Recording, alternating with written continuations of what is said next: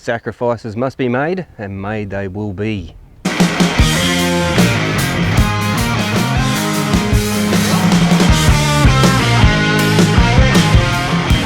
G'day fellas and ladies, welcome back to the channel. Now, we've had a fair bit of progress going on the big XH, and the SurferRoo project is really steaming ahead, and I'm pretty happy about it, even though the weather hasn't been much of a help lately, but we're working through it and we're definitely getting ahead. One of the big achievements has been getting this door sorted out.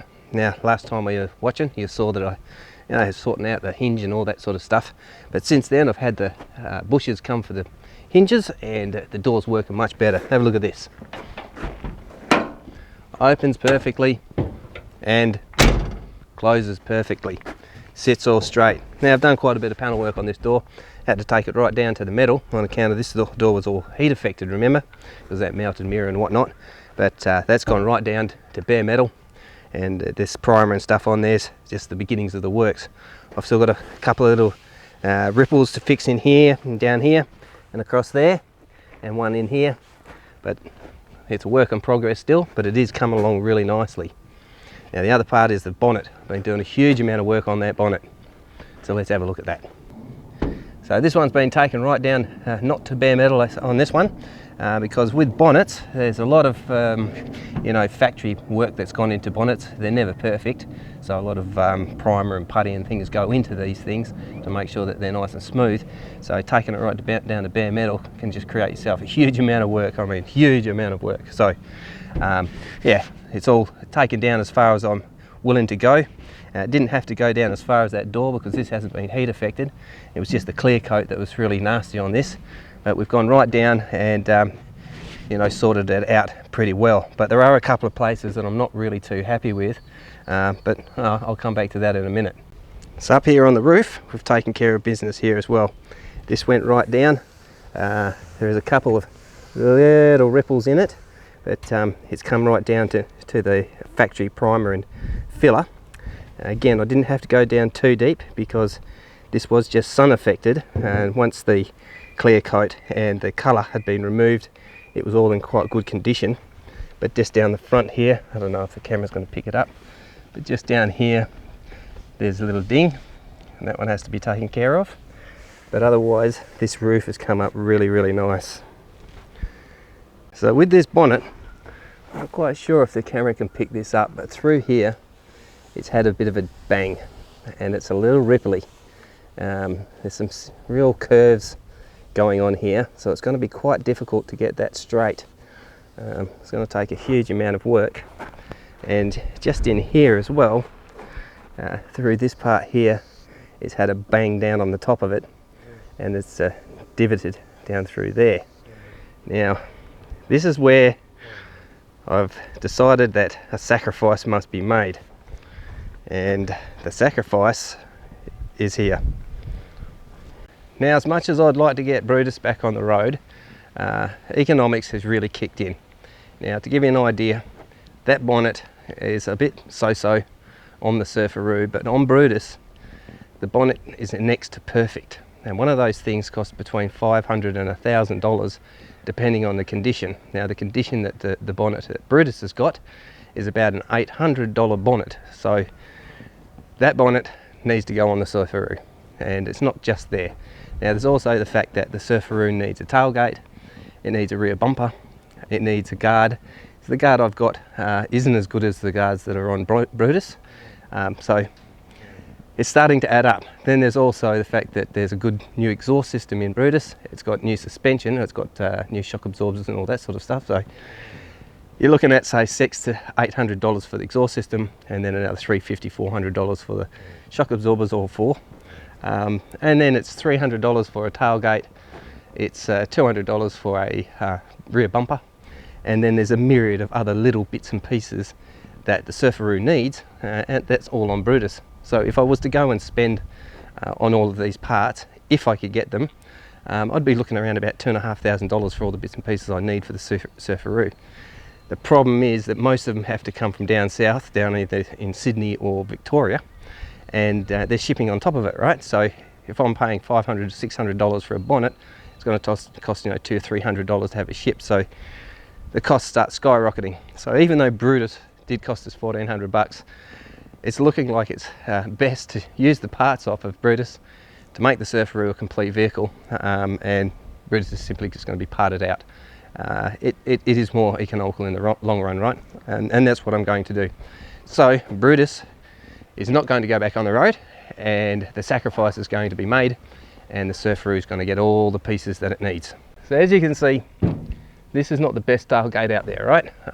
But even in this condition, for a genuine tailgate, you're looking at around $300. Now, I haven't been able to find one at all that's genuine, that's even in close condition to this. They're much worse, in as bad as condition as the one that's come off the SurferRoo. But this dent, this can be repaired. It's got its lines. It's still a very good tailgate, and we're going to stick with it. But this rear bumper on here is $200 minimum. This is an extremely good bumper on this car. That, you know, it's faded out, but it hasn't had a collision of any kind, and it's just not worth me going and spending the $200 to $300 to get another bumper. So this one's going on the SurferRoo as well, which is very good. It's also interesting to note, you may see these little reflectors here on the corners.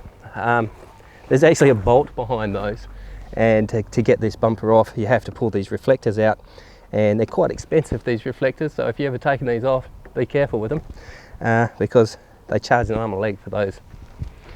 So something else you may have noticed is that the guards are still not back on. Now this is basically because I'm waiting on the U-clips, the nuts that clip into the body and allow you to bolt the guards back on, and they haven't arrived yet, so I can't very well put them on without those. And I'm putting new clips in all the way around, not just those for the guards and that, but also the mouldings and trims and all of these sorts of things. I'm putting in new clips because they do get a little rusty. They haven't been too bad on this car actually, but I'm replacing all of them. So the guards are still off on account of waiting for those U-clips to come in, but they will, and eventually these guards will go back on. But as I mentioned, I'm thinking about putting the guards off of Brutus on, because they are very straight and rust free. Ironically, there is no rust in the guards on Brutus. But there's also the fact that with these new clips, I can make sure that I can clean up all of the little studs that these clips bolt to, and that's really important. I'll show you what I mean about these ones around the windscreen.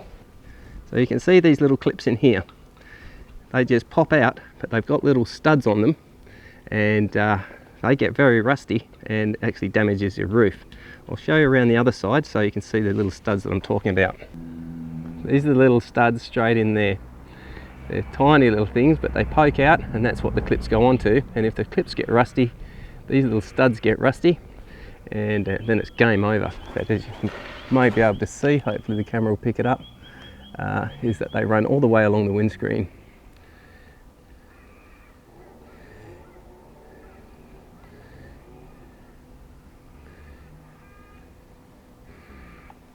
And these are the U-clips that I'm talking about. These are quite good up the top here, but down the bottom they are very ordinary, and it's important to replace all of those. Plus there's more of them in here, these U-clips here, and the ones that run down through here, these hold on the moulding around the windscreen. And you see there's more here, and they hold in the windscreen wipers and that type of thing. And then there's the plastic shroud part that goes over here, and you can see how they're quite discoloured and they're just starting to rust out. So all of those need to be replaced so we don't have problems later on. But while I've been waiting for these clips to come along, you know, got a lot of panel work done, and I'll be starting on these quarter panels here. This is the next one to get sanded back and sorted. I've taken all out all the hooks for the tonneau cover. That's all been done, but this quarter's ready to start getting sanded down and prepped up. And you might notice that in there's a brand new front bumper that came just 2 days ago, and that's absolutely brilliant. It's got all of its bracketry and everything in it, and that was 200 bucks. That was an absolute bargain, that one, and I'm pretty happy about that, that's for sure. That one's going to stay as it is because it's going to be one of the last things that goes on. There's no point in sanding it or prepping it or anything like that, because when it goes into the paint shop to actually be done, they'll take care of it then. But I will pop it on before it goes over to the paint shop with the rest of the front end, all the headlights and all the indicators and all that sort of stuff. But that's the new bumper, and that really is going to take care of that front end. So it's looking pretty sweet down here. It's all sorted. Now I found a couple of little dings along the side here where I removed the mouldings, but you know, that's to be expected of, right? There's one decent sized one right there, but that'll have to be cleaned up, but it's not too much of a problem. But generally this quarter panel's in very good condition and it won't take too much work at all. Something else I did find out was quite interesting was these wheels. I mentioned in the original video that these are Sunrayzers and I thought they were aftermarket, but I discovered this right there. As you can see, these wheels are genuine Ford. So I expect these wheels are the ones that came off this ute to start with and have always been there. So genuine Ford Sunrayzers, very, very nice. We've also gone through all the seals around the windscreen. You can see here, this is the weld, the original joining of the car, and it's a little untidy, but in the factory they've put their mould goo or whatever it is, that rubberized stuff they put in there to cover it over. Unfortunately it hadn't started rusting, but it was, well, it just started to go, but I've cleaned it all off, and this will get some rust treatment and it'll all be cleaned up. It's the same on the other side. The other side's a little bit better, but I've caught it before it's a real problem, which is really good. That's the thing about this car, I keep catching all of these things before they've actually become a real problem. As you can see down there, it's all blackened now because I did all the rust proofing and rust killing, and gave it a little bit of squirt of some Rust-Oleum. That way it's all taken care of and it'll never be a problem. But it's all looking pretty nice and tidy in there as well. So we have made a bit of progress on the big girl. That's the main part. It's unfortunate those clips didn't come, but you know, you can't have everything your own way, right? A lot of parts have come, so this is a good part, but unfortunately without those clips I can't get a lot done when it comes to putting things back on. But it really is about prepping up the body now. That's really is the most important part. And this door, I've also sorted out this door so it opens and closes nicely. It's not a problem. That's got no rubber in it, so it's still sounding a bit tinny, but there's still more work to be done down there, and this side's getting there as well. But I haven't done a great deal on the passenger side yet, other than rust proofing and Rust-Oleum in there, and taking care of this in here. As you can see, these are the black rubbery stuff that Ford sticks in there to seal off those joints, and what happens is these channels get filled up with dirt and crud because there's a trimming that goes over there, and it gets all filled up, and then it builds up down here, and all the rubbish builds up right on those welds. So you know, it needs to be cleaned out, but fortunately it's not too much of a problem. And as you can see, there's a seam joint in there as well, so it will have to have some body seam filler put in there, and but again, it won't be too much of a problem. Around the other side where the seams join in over here, I've cleaned those completely out down through there, as you can see, and there's no rust in there, which is very good. Ironically, where the seam filler was falling out, I thought it might have had some rust, but where it was falling out it was fine, and where it was still looked okay, it was actually starting to rust a little bit, which is just in there. So I've treated it and I put some more seam filler in, and that'll be sweet.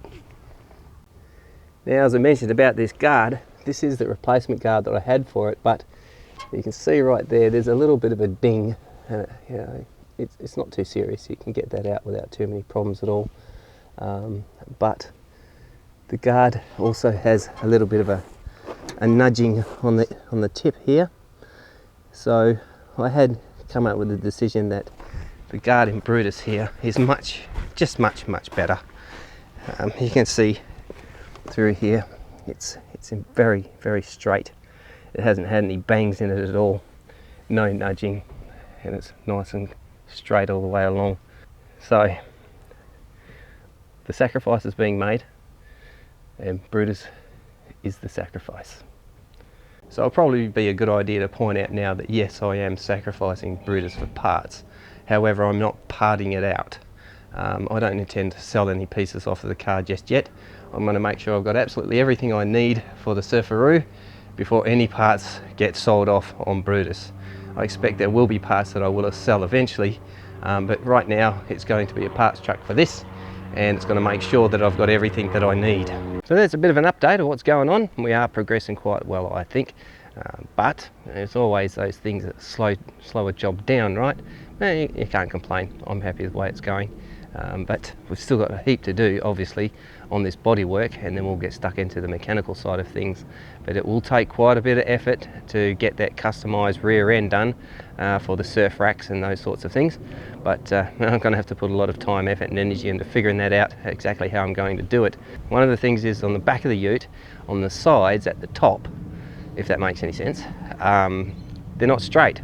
They are all over the place. They're curved over here and down over there, and I don't know, it'd probably be best if I just show you. Hang on. So as you can see here with Brutus, this is curved down, and then that side is curved down also. You see there's several angles that you've got to follow.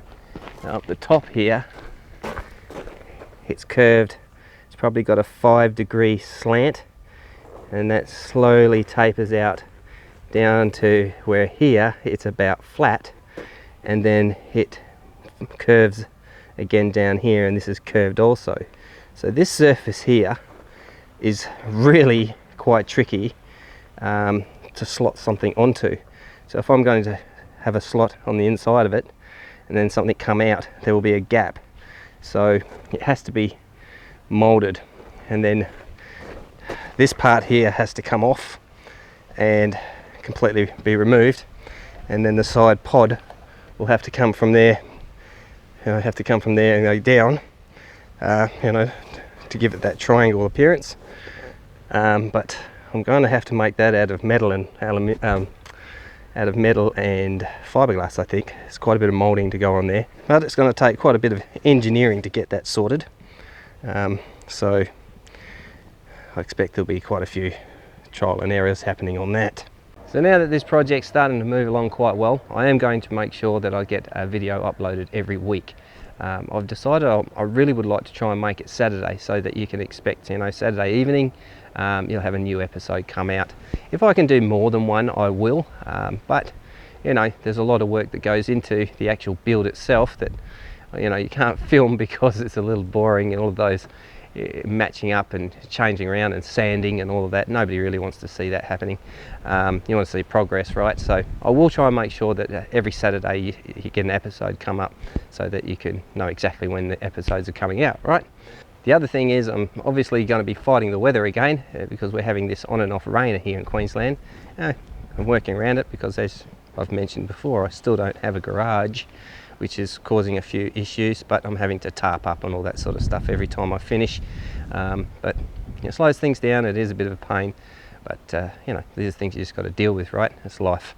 But I'm definitely going to make sure that you guys get as many episodes in a week as you can. That way you can see a bit of a constant flow happening. But generally the slowdown is waiting for parts and things like that. But I've got the time to do the work. But as I say, parts can be quite slow in coming. But thanks again for coming and watching. I really appreciate you guys watching my videos. It gives me the incentive to keep going and to do more videos. And also, I know you're waiting to see progress on the unit. And when I start thinking to myself, I can't be bothered, well, I'll remember that I've obligated myself to finish these things and show you guys along the way. Now, one of the things I did have to ask you guys is, make sure you leave your comments down below and what you do want to see. I mean, if you want to see sanding, well, I'll record some of the sanding and that type of stuff. Just let me know what it is that you'd like to see along the way. If I'm skipping over things that I think are boring, but you might find them interesting, it's handy to know what it is exactly you'd like to see. I'm kind of just giving you updates on what's being done at the moment, but you never know, people might like to see all sorts of things that I don't know that you'd like to see. So it really is important that if you leave a comment down below and let me know what you think of the progress, what else you'd like to see, and just anything you'd like to see about the unit or like to know about this particular vehicle. Obviously Brutus is going to be over in the background donating, so if you want to see him getting dismantled or something like that, that's fine too. Just let me know. As I say, it's important that you guys interact and let me know what you think or how you feel about the project, or what it is exactly that you would like to see happening. And chuck in your 2 cents, what have you got to lose, And if you're new to the channel and you haven't subscribed, you might as well subscribe. What have you got to lose? It doesn't cost you anything to click that button, so you know, it helps me out no end. You know, giving that thumbs up and subscribing and leaving comments is really what drives the algorithm to promote my videos to help me out. So any of those things you can do, I really do appreciate, right? So the sun is shining and I've got plenty of daytime left, and I really do need to get some more work done on this big girl so that you guys can see the progress happening. So take it easy and I'll talk to you next time. Cheers.